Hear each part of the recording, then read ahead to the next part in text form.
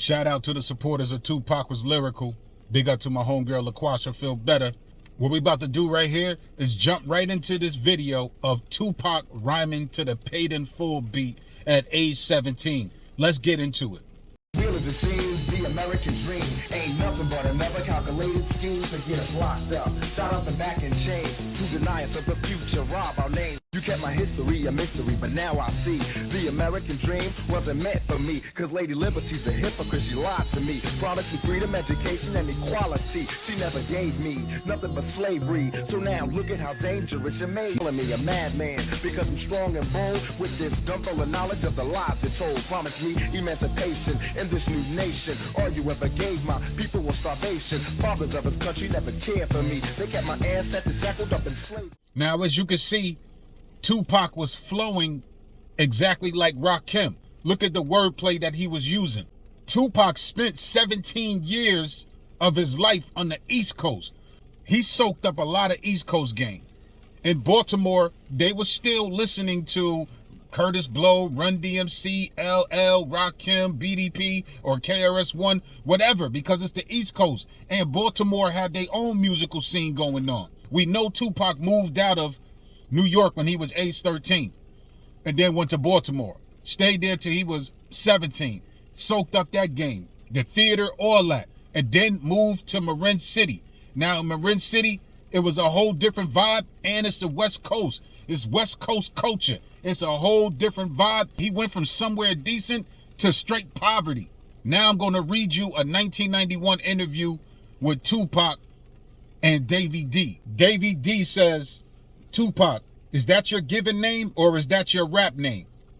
Tupac says, that's my birth name and my rap name. Davey D says, you lived in Marin City for a little while. How was your connection with hip-hop able to be maintained while living there? Was there a thriving hip-hop scene in Marin City? Tupac says, not really. You were just giving truth to the music. Being in Marin City was like a small town, so it taught me to be more straightforward with my style instead of being so metaphorical with the rhymes where I might say something like, I'm hysterical, lyrical, miracle, I'm hypothetical, incredible. I was encouraged to go straight at it and hit it dead on and not waste time trying to cover things. Davey D says, why is that? Tupac says, in Marin City, it seemed like things were real country. Everything was straightforward. Poverty was straightforward. There was no way to say I'm poor, but to say I'm po. We had no money, and that's what influenced my style. So right there, Tupac quickly adapted to the style and the speed and the atmosphere of Marin City. He catered to that. He called it country, but he didn't mean it in a disrespectful manner. He just knew that it was a totally different vibe from which he came from doing 17 years on the East Coast, from 13 years in New York, and then 4 years in Baltimore.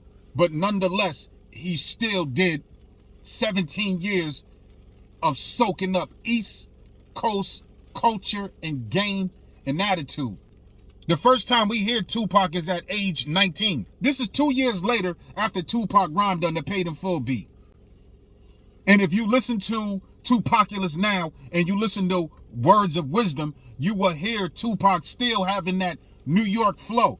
This is for the masses, the lower classes, ones you left out. Jobs were given better living, but we were capped out. Made to feel inferior, but we're superior. Break the chains on our brains that made us inferior. Pledge allegiance to a flag that neglects us. Honor a man that refused to respect us. Emancipation proclamation, please. Now the production on Tupaculous now, it wasn't East Coast at all. It was more or less it was a different kind of vibe. I really can't explain it, but this is the early 90s. But where I come from on the East Coast, I was rocking with DJ Premier, Pete Rock. I was rocking with Marley Marl. I was rocking with Large Professor. I was rocking with Q-Tip. I was rocking with Prince Paul. The list goes on. The vibe that was coming out of New York was totally different. But that's what Tupac came with. Tupac adapted to the atmosphere, the climate of Marin City. Now let's go over to New York. Of course, you had Curtis Blow, you had Furious 5, you had Melly Mel, You had Grandmaster Cass, you had Kumo D, you LL, Run DMC, you had all these dope pioneers, icons, legends. You had all of them. Then there came this one particular person, and 3 other great individuals followed soon after. And this person's name was Rakim. And when Rakim came out, he changed the whole climate of the way New York was rapping. When Rakim came out, Eric B is president. Check out my melody, I Ain't No Joke, Paid in Full. Rakim had the laid back monotone type of flow. Also, the lyricism that he brought forth was just incredible. It was like nothing that we heard of at that time in 1986. And then soon to follow is a person named KRS-One. KRS-One came out with his own style, and he wanted to get down. Right after that, it was like back to back. It was like a domino effect of 4 dope MCs, in my opinion. Then there was Big Daddy Kane. You got Kool G Rap, who came out in like 86, 87. So you got these 4 dudes. Rakim came out with Paid in Full. KRS-One or BDP came out with Criminal Minded. Big Daddy Kane came out with Long Live the Kane. And Kool G Rap came out with Road to the Riches. The lyricism on there was crazy. The beats on there was crazy. It was totally New York. They set a standard for many others to follow. There was quite a few people who was rhyming like Rakim. There was other people who was trying to do what Big Daddy Kane do. You had a lot of MCs just trying to be on that same standard that Rakim, KRS-One, Kane, and Kool G presented to the New York public.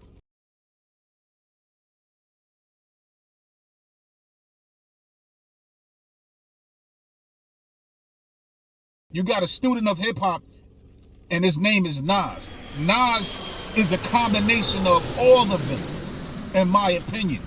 Nas was a true student of the game of this East Coast culture and the way they presented themselves. He brought forth an album called Illmatic. It had dope beats and it had dope lyricism. He had punchlines, and it was heavy competition out there. Everybody was just making music that was strictly New York. It was a lot of people on the East Coast that was in the class by themselves. That's just how it was. But East Coast was very serious. Now, going back to the West Coast, Tupac, from what I understand, didn't have to deal with no level of competition like that. He just had to adapt to the climate, as well as put out some hit records. At that time, NWA was putting out major hit records. You had Snoop Dogg, who put out a classic album. Ice Cube, Eazy-E, King T, the DOC. So the West Coast was just on a different type of vibe. I remember when Tim Dog dissed NWA or dissed Compton. That was unexpected. And that right there ignited the problem from the days to come with the East Coast versus the West Coast.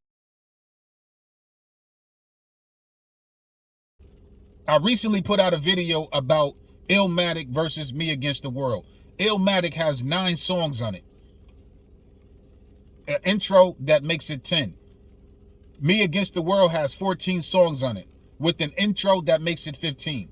So I took 9 songs from Tupac and matched them with the track list of Illmatic. There was a few songs in there that I gave to Nas.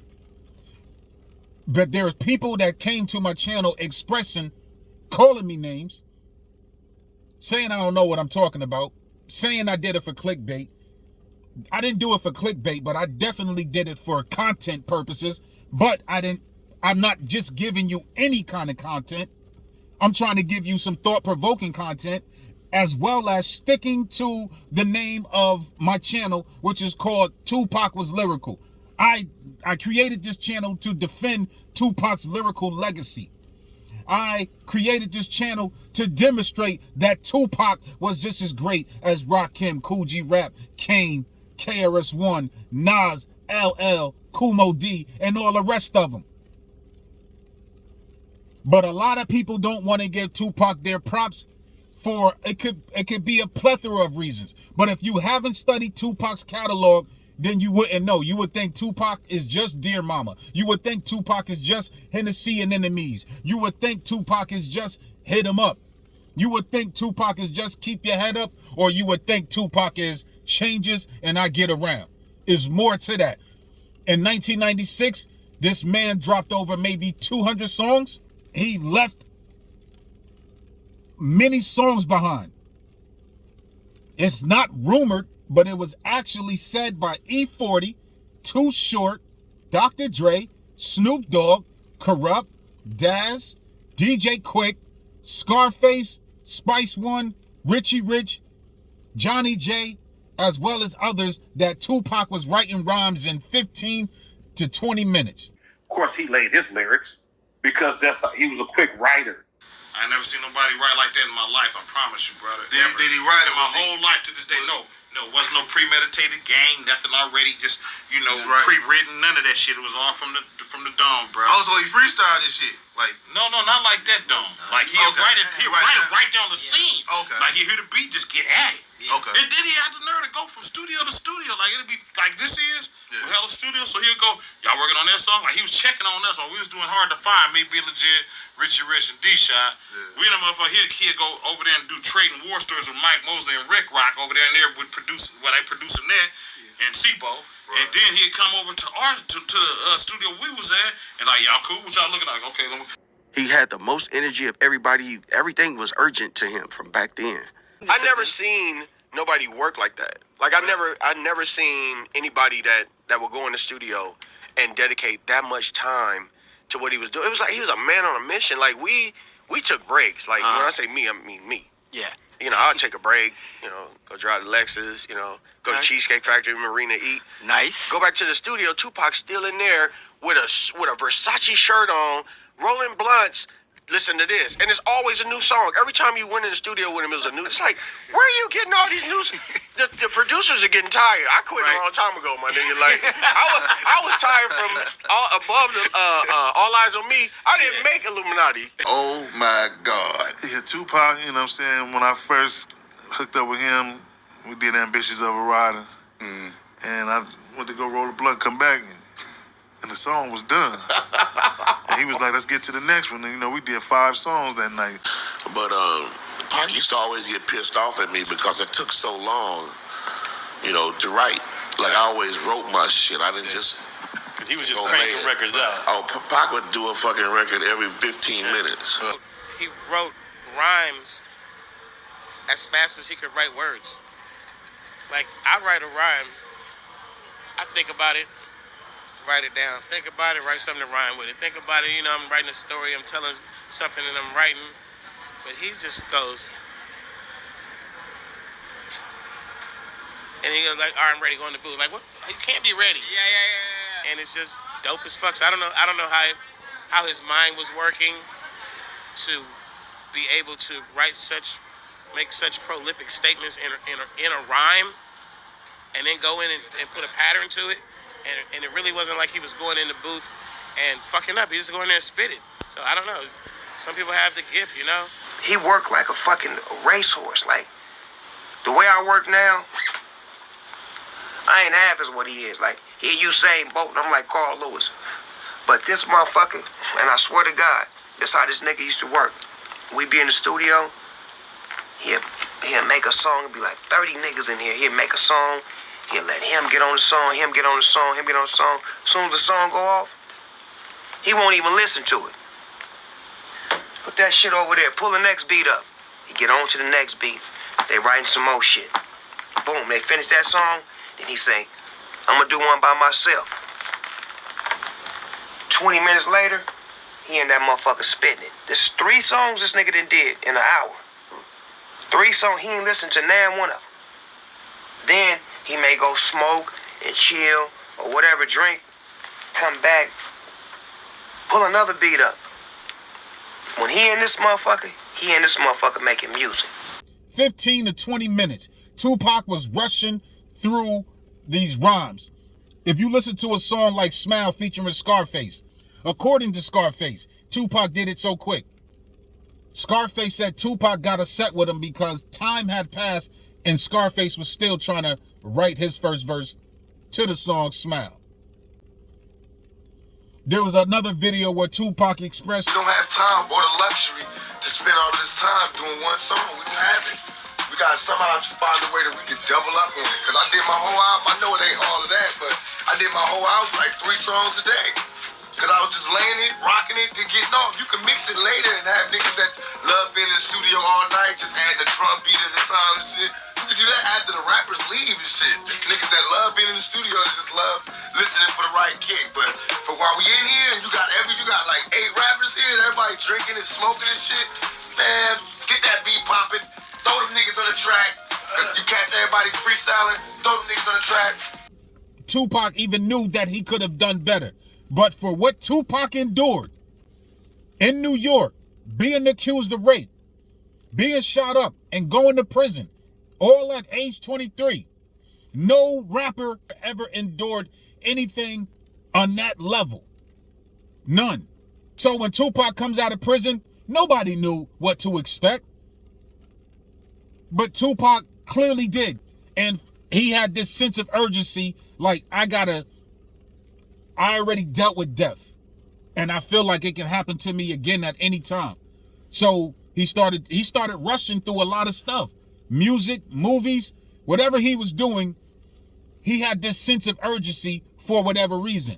But as it relates to writing rhymes or doing music, the lyricism that he gave us in that short amount of time was still incredible.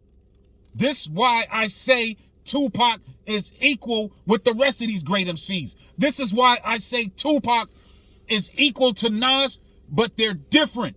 They're different content-wise. They're different in character. They're different in presentation. They're different in flow. They're different, but they're equally great with their own set of skills. Now, if anything, Nas adapted, or was highly influenced by the skills of Rakim, KRS-One, Kool G Rap, Big Daddy Kane, and others before him. He was inspired by that. Tupac rapped the way he rapped. There was nobody rapping like Tupac. And even as a crack fiend, mama, you always was the way Tupac rhymed, the way Tupac did his thing. He was very versatile. He could be very animated. He could be funny. He could be serious. He could get into some battling. Tupac hit all levels of what it took to be a great MC, but yet there's a lot of people who just don't want to give Tupac his credit, and they hate the fact that I said Tupac and Nas are on the same level, whereas they fail to realize I'm saying they're both equally great at what they do. Tupac can rhyme his ass off. Nas can rhyme his ass off, just like others can rhyme their ass off, but they rhyme the way they rhyme. Tupac is not supposed to sound just like Nas or Rakim. If he did, he'll be considered biting. So you got to come with your own unique style. Also, let's say when Tupac adapted to the musical atmosphere in Marin City at that time, no disrespect, but according to that interview, Tupac basically said, he didn't say it, but Tupac basically said, I dumbed down. I dumbed down because they didn't want to hear that lyrical, spirituals, miracle, hypothetical, incredible, so Tupac dumbed it down. But these are my words, saying Tupac dumbed it down. You know, so Tupac actually dumbed it down before Jay-Z announced to the world that he dumbed down to double his dollars. Tupac did that. But later on, if you listen to Tupac's music, like Until the End of Time, if you listen to songs like Until the End of Time, Still I Rise, lyrics like Street Fame, you know, if he would have dropped Me Against the World on his debut album, it probably wouldn't have worked out. It probably wouldn't have worked out. So Tupac slowly evolved with each album, and then by the third album, he figured it out, and he was established enough where he can fully be the type of MC that he needed to be. So before we go, I just want to play this. This right here is from Deadly Combinations with Ron G and Big L. But I'm going to specifically play Tupac's verse from Deadly Combination. And on this particular verse, you will hear and you will see that Tupac was really on some New York shit. Really on some New York shit. He was rapping in a way that was unexpected. Now, if he didn't get accused of rape, shot up in prison, and he was just able to do what he was doing and still keep going, just going to the studios, the albums and all that, and got on this level, and people would have talked to him like, yo, how dope you are, it would have been a whole different conversation. But after Tupac endured the rape, the getting shot, and the prison, and whatever else that followed, that's where it became a love and hate for a lot of people. So there's a lot of people who just don't want to give Tupac their props just based on everything post him coming home from prison. So let's get into this verse real quick.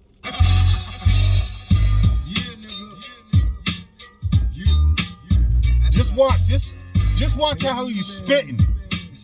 Listen. Follow and tell me if you feel me. I think niggas is trying to kill me. Picturing pistols, spitting hollow points till they drill me. Keeping it real, and even if I do conceal my criminal thoughts, preoccupied with keeping still. See niggas is false, sitting in courts, turn snitches. They used to be real, but now they petrified bitches and trying to be strong. They sending armies out to bomb me. Listen to Ron, the only DJ that can calm me. Constantly armed, my firepower keep me warm. I'm trapped in the storm, and fuck the world till I'm gone. Bitches be born, word is born, you get torn. I'm busting on Giuliani, he rubbing my niggas wrong. And then it's on, before I leave, picture me, I'm spitting that pump, bitches and hustling to be free. Watch me set it, niggas don't want it, you can get it, bet it, make these jealous niggas mad. I said it, this thug life, nigga, we don't cater to you hoes. Fuck with me, have 100 motherfuckers at your door with 4 foes. That right there, Tupac that's one of his best verses, highly underrated, classic, highly overlooked. People don't study that. They don't pay attention to how he was flowing. It's so different from what Tupac gave you. It's another style.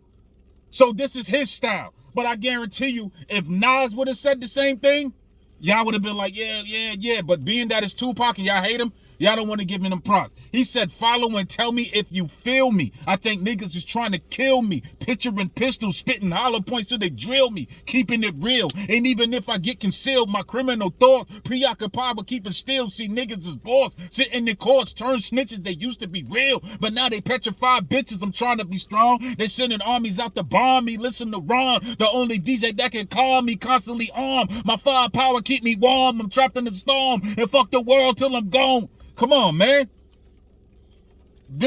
He was really spitting, going in on that. He was really spitting, so Tupac really had it in him. And on this particular verse, he had punchlines and a little double entendre at the end, like here and there. And just the flow of it, like he knew that I'm in New York. Now I got to adapt back to New York style. So he was just really, really on it right there. After everything that took place, he didn't lose it. He didn't lose that spark. He ain't lose that energy. It's just that was the last time he really got on that real New York shit. He was really on that New York shit. Spitting to that beat, spitting with DJ Ron G. He knew where he was at. He knew the time. He was back home, and he was giving you that game. He was giving you that feel. And if he would have remained like that, y'all niggas would be having a different conversation than what you saying. So don't get mad at me when I say that Tupac is equally as great as Nas and the rest of them. That right there proves it. And it also proves it even after he came home from prison and just bodied a whole album in less than 2 weeks and sold over 5 million at that time when he was alive. And just dropped like 200 songs. And just gave you rhymes and bars or whatever. Regardless if you didn't like it, it just goes to show you that he was serious about his shit. And if he would have took his time, he would have fucked up your favorite rapper.